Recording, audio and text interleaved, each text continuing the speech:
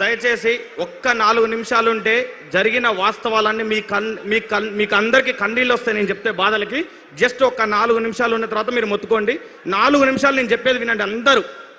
Just తెలంగాణలో police అభ్యర్థుల మరణాలు ఎలా జరుగుతున్నాయో క్లియర్గా చెప్తా.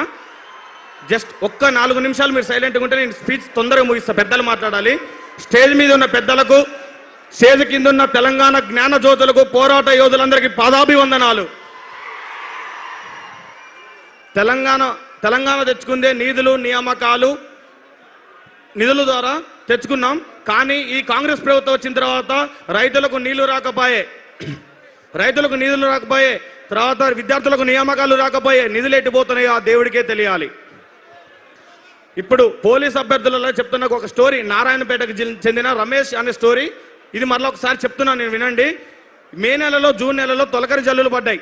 తొలకరి జల్లులు పడ్డ తర్వాత ఆయన మన ఇంటి దగ్గర ఉన్న వాళ్ళు కౌలుకి రైతుకు పొలానికి రైతు డబ్బులు చెల్లించాలి కదా. ఆ డబ్బులు చెల్లించడం కోసం తన భార్య మెడలో ఉన్న బంగారు తాడిని బ్యాంకులో తాకట్టు పెట్టి ఆ డబ్బులు తీసుకువచ్చి కొన్ని భూమి తీసుకున్న వ్యక్తికి కట్టి మిగిలిన డబ్బులు విత్తనాలకి దాచుకున్నాడు అనమాట. ఆ డబ్బులు దాచుకున్న డబ్బులు ఏం చేసిందంటే జూన్ 2వ తారీఖు 19,000 పోస్టులతో నోటిఫికేషన్ రాబోతుందని సివి ఆనంద్ గారు ఆర్థిక శాఖకి ఆమోదం పొందిందని చెప్పారు. అది చూసిన ఆ తండ్రి ఆ డబ్బులు కొడుక్కి ఇచ్చి హైదరాబాద్ తోలితే కరెక్ట్గా హాస్టల్ ఫీజు, కోచింగ్ ఫీజు అన్ని డబ్బులు అయిపోయిన తర్వాత 5,000 పోస్టులకు మాత్రమే ఆర్థిక శాఖ ఆమోదం తెలియదని చావు కబురు చల్లగా చెప్పినప్పుడు ఆ కొడుకు మాకు ఫోన్ చేసి, అన్నా ఇంటి దగ్గర నాన్నకి విత్తనాల డబ్బులు తీసుకొని కోచింగ్కి వచ్చిన కన్న తల్లి ఏమో బంగారు తాడు ప్లేస్లో పసుపు తాడు కట్టుకొని నిలబడింది, వీడేమో 5,000 పోస్టులు వేస్తా అంటున్నాడు, నా కులానికి ఒక్క పోస్ట్ వస్తుందని చెప్తే దానికి సమాధానం ఏమని చెప్పాలి? తెలంగాణలో ఎవరిని అడగాలి? ఆ సమాధానం ఎవరిని అడగాలి? ఆ పిల్లగాడి యొక్క గొంతు ఎంత? రేవంత్ రెడ్డి కాదు, 5,000 పోస్టులు నువ్వు ఎలా పంచుతావన్నావో నేను ఇక్కడి నుంచి చెప్తున్నా, వినండి మీరు. సరూర్ నగర్ స్టేడియం నుంచి నువ్వు ఎల్బీ నగర్ స్టేడియంలో అయితే 5,000 నియామక పత్రాలు ఇస్తున్నా, తలలు లెక్క పెట్టుకుంటున్నావు కదా. ఇదే మా పోలీస్ అభ్యర్థులతో ఛాలెంజ్ చేస్తున్నా, 5,000 పోస్టుల్ని నువ్వు రోస్టర్ విధానంలో SC, ST, EWS, BCA, BCD, ఈ NCC quota, CPP quota, MSP quota, sports quota, ex service అని కోట, హోంగార్డ్ కోటకి 15 రకాల కోటాలకి నువ్వు ఎలా పంచుతావు మా అందరికీ కూడా చూపెట్టు. 5,000 పోస్టుల్లో 3,000 పోస్టులు సిటీ సరౌండింగ్ లో పోతే 2,000 పోస్టులు 29 జిల్లాలకు వస్తే మిగిలిన 1,400 పోస్టులు 33% మహిళల బొంగ 1,400 పోస్టులు 29 జిల్లాలకు 14 కేటగిరీలకి పంచు.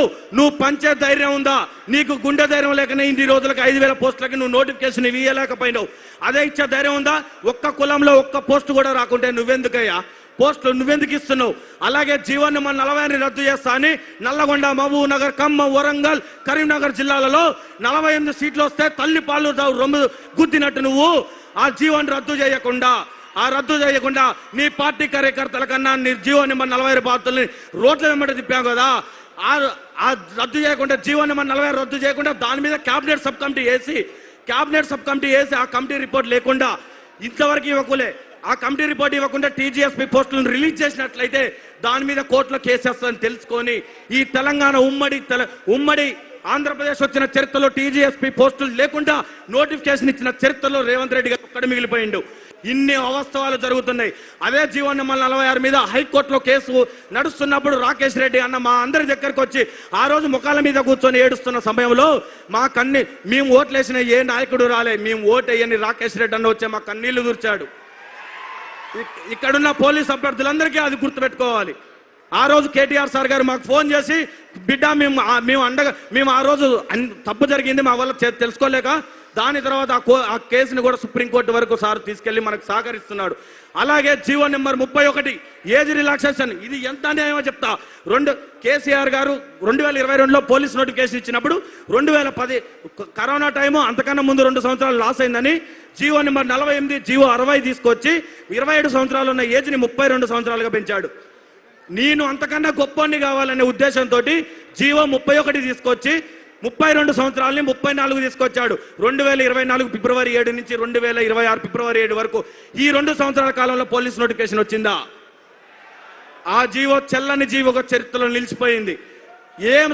ఏ దరిద్రుడైనా ఏ మూర్ఖుడైనా ఏజ్ రిలాక్సేషన్ పెంచుతాడు కానీ జీవో అది గ్రహించిన సుధీర్ రెడ్డి గారు మన ఎల్బీ నగర్ శాసనసభ్యులు ఆ జీవోలు ఎవడు చూడాలనుకున్నాడు.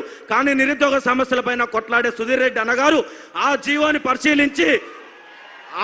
పరిశీలించి వెంటనే ప్రెస్ మీట్ పెట్టడం ద్వారా నైట్కు నైటే జీవో నెంబర్ 87 రిలీజ్ చేసి 34 సంవత్సరాలు ఉన్న దాన్ని 32 సంవత్సరాలు 27 నుంచి 32కు పెంచాడు.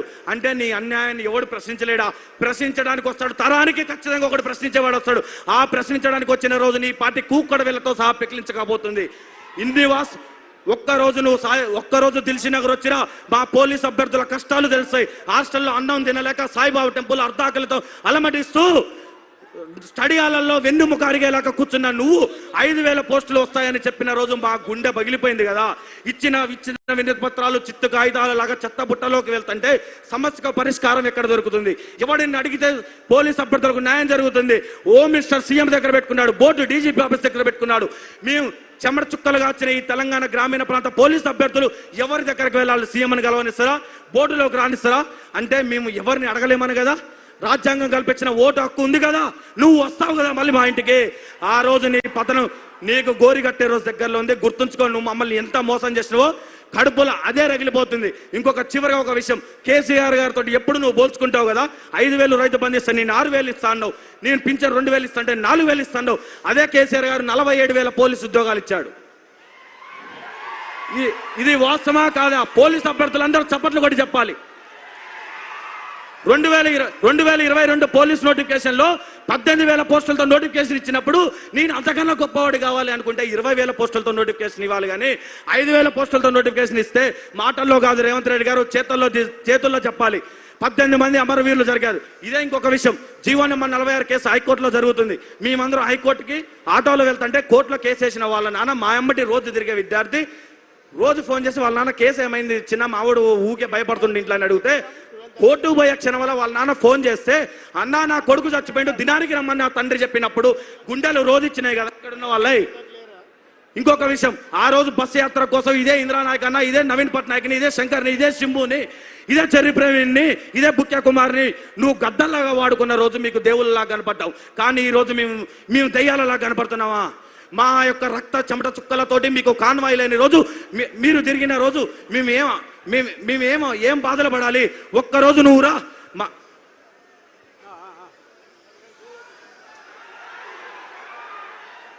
ఒక్కరోజు నువ్వు వచ్చి మా అవస్థలు పడు.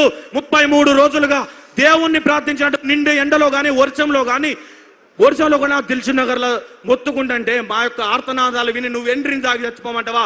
నువ్వు నన్ను కన్నవా? నువ్వు నాకు అన్నం పెట్టినవా? నువ్వు ఎవడివిరా నన్ను చచ్చిపోమంటానికి? బాయిలో దూకి చావమంటావా? నీకు ఓటేయడం కోసం ఇదే జీవో నెంబర్ 46 బాధ్యతలు నీకు పోలీస్ అభ్యర్థులు నువ్వు అనుకుంటున్నావేమో. చరిత్రలో పోలీస్ అభ్యర్థులతో పెట్టుకున్న వాళ్ళు ఈ తెలంగాణ రావడానికే 2009 October 9 police GO 14 free zone కోసం కేసీఆర్ గారు దీక్ష చేస్తేనే నీ ప్రభుత్వం కూలిపోయి 2014లో వచ్చింది. గుర్తుపెట్టుకో, పోలీస్ అభ్యర్థులతో పెట్టుకున్న వాడు ఎవడు కూడా చరిత్రలో మిగలేదు. 15 లక్షల మంది అప్లికేషన్స్ ఇంటూ 3 అంటే 45 లక్షలు నీకు కుక్కడ వేలతో సహా పిగిలించబోతాయి. నేను ఇంకొక విషయం చెప్పాలనుకుంటున్నా. ఆ రోజు కేసీఆర్ సార్ గారు గెలవాలి, కిందన్న ఎమ్మెల్యే మీద అవినీతి, కేసీఆర్ సార్ గెలుస్తలే అని కిందన్న ఎమ్మెల్యే ఒక్క ఎమ్మెల్యే ఓడిపోతే ఏం కాదులే అనుకున్నారు. కానీ ఈ రోజు రేవంత్ రెడ్డి గారు ఏమంటారు? రేవంత్ రెడ్డిని ఓడగొట్టాలని, కాంగ్రెస్ ఎమ్మెల్యేని ఓడగొట్టాలని నిర్ణయించుకున్నారు. అంటే కాంగ్రెస్ ఎమ్మెల్యేని ఓడగొడితే రేవంత్ రెడ్డి పత్త లేకుండా పోతారని నిర్ణయించుకున్నారు. అసలు నీకు ఎవడు సలహాలు ఇస్తున్నావు కానీ వాడు మాత్రం నీ మీద ఏదో పగ పెంచుకొని ఉన్నాడు. జై తెలంగాణ. థ్యాంక్ యూ తమ్ముడు. ఇప్పుడు దయచేసి మిత్రులకందరికీ విజ్ఞప్తి, బయట ఇక్కడ నుంచి గేటు వరకు, గేటు బయట కూడా దాదాపు ఒక 10,000 మంది జనాలు